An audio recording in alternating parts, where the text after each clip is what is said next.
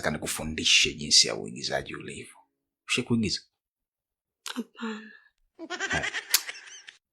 Leo sasa nataka nikuoneshe. Unajua mimi huko zamani nilikuwa gwiji kwa masuala ya uigizaji na mazingaombwe.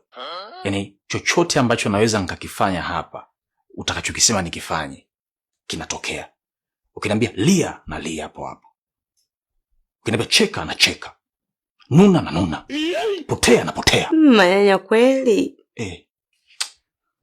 Unafikiri mpaka nito manyanya hivi ni kirahisi rahisi? Lazima uwe ni mtu ambaye uko multipurpose.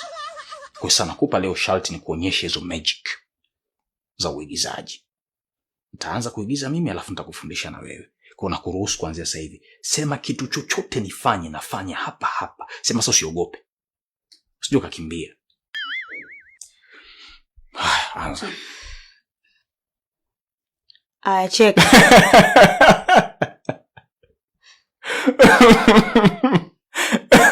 Nuna.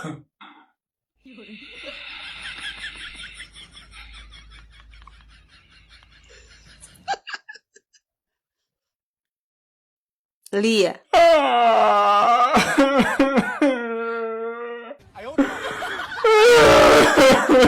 Wewe sio kulia hivyo, nataka ulie machozi kabisa, nione machozi yanatoka. Sio kulia hivyo unapiga makelele tu.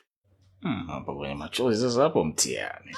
Jamani, wewe umesema mwenyewe unajua kuigiza, umecheka, umenuna. Kulia ndo unashindwa? Lia bwana. Yaani adondoke tu hivi vitu.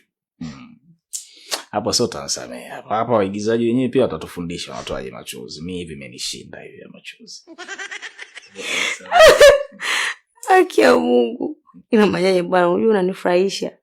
Sema nige hata uondoke. Yaani ukishaondoka tu chumba chote kinakiona kikubwa.